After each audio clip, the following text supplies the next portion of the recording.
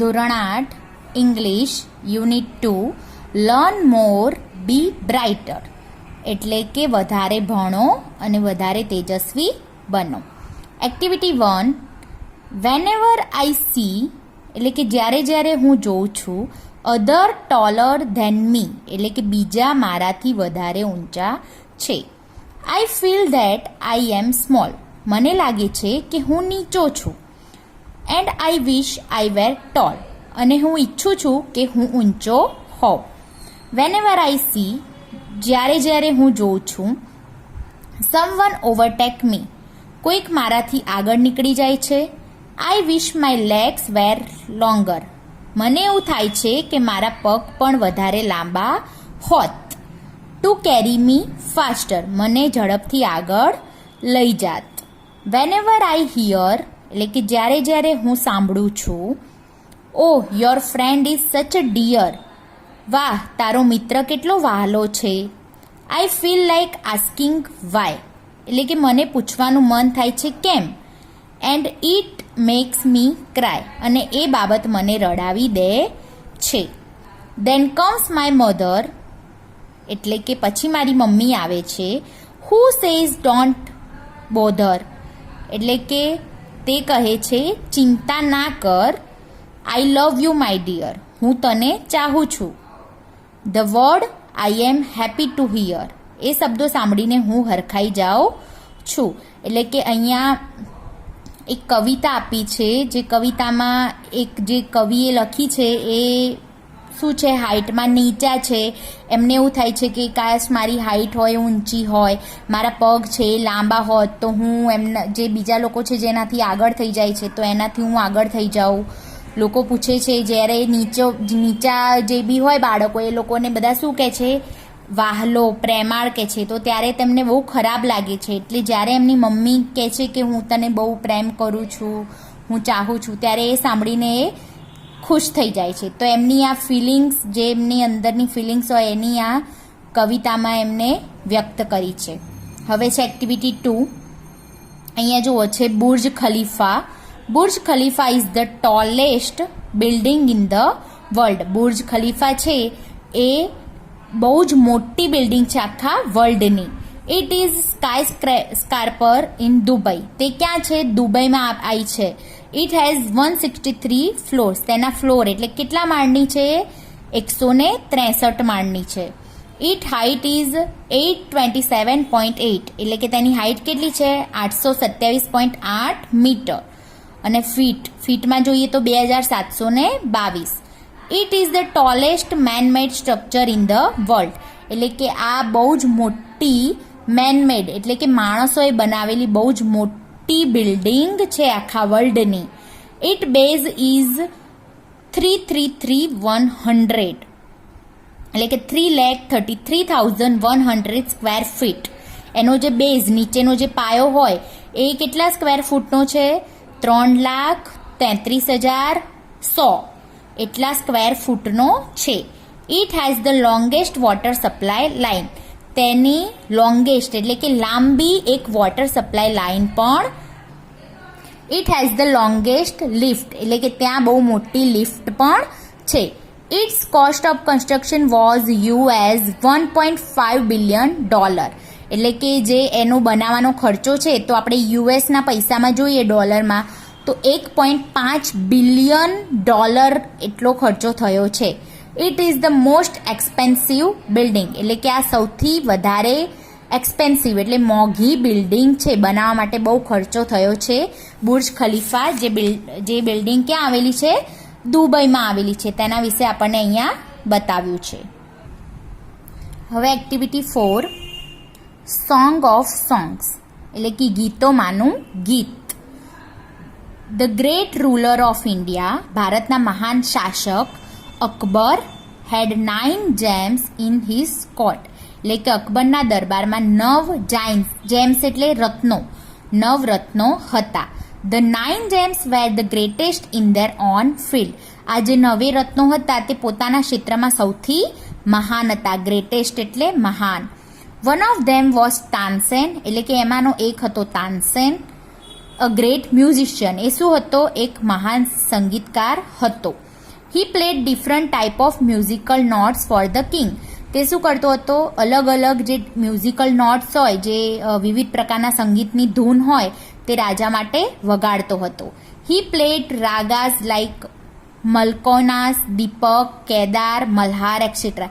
એ અલગ અલગ જે મ્યુઝિકના રાગ હોય છે, જેમ કે મલ્હાર હોય, દીપક હોય, પછી માલકોન્સ હોય, કેદાર હોય, તો એવા અલગ અલગ રાગ તે વગાડતો હતો. માલકોન્સ. તાનસેન મેડ સમ ઇનોવેશન્સ ઇન મલ્હાર રાગ. એટલે કે તાનસેને મલ્હાર રાગમાં કેટલાય સુધારા વધારા કરી. ક્રિએટેડ મિયા મલ્હાર રાગ. એટલે કે સુધારા વધારા કરી અને મલ્હાર રાગમાં સુધારા વધારા કરી એક નવો રાગ બનાવ્યો હતો, જેનું નામ હતું મિયા મલ્હાર રાગ. One evening the king was in his court. એટલે કે એક સાંજે રાજા તેના દરબારમાં બેઠા હતા. He said to Tansen. તેમને તાનસેનને કહ્યું, Ustadji, play something new on your tanpura makes us happy. એટલે કે કંઈક નવું વગાડો તમારા તાનપુરાથી, કે જેનાથી અમે બધા ખુશ થઈએ. તાનસેન એગ્રીડ. એટલે કે તાનસેન રાજી થઈ ગયો. એગ્રીડ એટલે કે સહમત થઈ ગયો.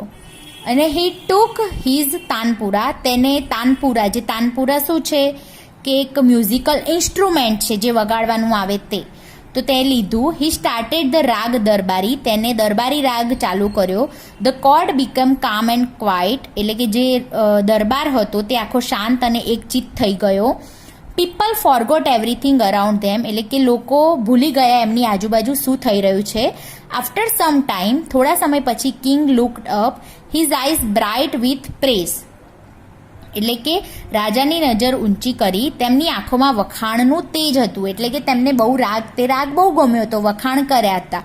તો અદ્ભુત, હી સેડ, તેમને શું કહ્યું? અદ્ભુત, વન્ડરફુલ એટલે કે અદ્ભુત. સુપર્બ, શ્રેષ્ઠ. સુપર્બ એટલે શ્રેષ્ઠ. I listen to you every day. એટલે કે હું તમને રોજ સાંભળું છું. But this was the best. પણ આ બહુ સરસ છે. બેસ્ટ એટલે સર્વશ્રેષ્ઠ. Tansen bowed before the king. તાનસેને રાજા આગળ મસ્તક નમાવ્યું. બાઉડ એટલે નમાવવું. I think you have the most wonderful voice in the world. એટલે કે મને લાગે છે કે તારી પાસે વન્ડરફુલ વોઇસ એટલે કે આખા દુનિયામાં સૌથી અદ્ભુત અવાજ તારો છે. Said the king. રાજાએ તેને કહ્યું. Well my lord. એટલે કે જી હજૂર. લોર્ડ એટલે હજૂર, જે આપણે રાજાને કહીએ હજૂર, જી હજૂર. There is someone who sings better than I. એટલે કે મારા કરતાં પણ સારું ગાઈ શકનાર કોઈક છે. તાનસેને સ્મિત વેરતા કહ્યું. Tansen with a smile. એટલે કે તાનસેને શું કહ્યું કે હસતા હસતા જવાબ આપ્યો કે મારા કરતાં પણ કોઈ સારું ગાઈ શકે તેવું છે. Really cried the disbelieving king. Disbelieving એટલે માનવા તૈયાર ના હોય એવી રીતે, માનવામાં ના આવે એવી રીતે રાજાએ કહ્યું કે ખરેખર? Then I must have him sing in my court. તો પછી મારે એમને શું મારા દરબારમાં બોલાવવા જોઈએ ગાવા માટે. Can you arrange it? શું તું તેમને બોલાવી શકે? Ask the king. રાજાએ તેને પૂછ્યું. Tansen shook his head. Tansen છે એમને શું કર્યું? તેમનું મસ્તક, માથું ધૂણાવ્યું. I am afraid he will not come to the court. એટલે કે મને શંકા છે કે એ દરબારમાં નહીં આવે. વોટ? પછી રાજાએ કહ્યું શું? Even if he hears that the king himself request him. એટલે કે રાજા પોતે એમને વિનંતી કરે છે તેવું સંભળાશે તો પણ નહીં આવે. એટલે કે રાજા વિનંતી કરે છે કે તમે આવો દરબારમાં, તો પણ તે નહીં આવે. નો, નોટ ઇવન ધેન. પેલો તાનસેન કહે છે કે ના, તો પણ તે નહીં આવે. Akbar was very eager to meet him. એટલે કે અકબર હતા તે બહુ ઉત્સુક હતા તે માણસને મળવા માટે. Very well Ustadji, said the king. એટલે કે રાજાએ કહ્યું કંઈ વાંધો નહીં, ઠીક છે. With a smile he looked into Tansen's eyes. અને કે હસતા હસતા તાનસેનની આંખોમાં જોતા જોતા કહ્યું કે ઠીક છે, કંઈ વાંધો નહીં. If he doesn't come here. એટલે કે તે નહીં આવે અહીંયા. I shall go to him myself. એટલે કે જો તે અહીં નહીં આવે તો હું તેમને મળવા ત્યાં જઈશ. Will you take me to him? શું તું મારી સાથે આવીશ ત્યાં? રાજાએ તેને પૂછ્યું. Yes but you do not go there as a king said Tansen. તાનસેને કહ્યું કે હા હું આવીશ, પણ તમારે ત્યાં એક રાજા તરીકે નહીં જવાનું. આઈ shall go as a humble lover of music. આપણે જે મ્યુઝિક હોય એટલે કે સંગીતના બહુ લવ એટલે કે આપણે સંગીતને બહુ સંગીત પ્રેમી હોઈએ એવા બનીને ત્યાં જવાનું છે.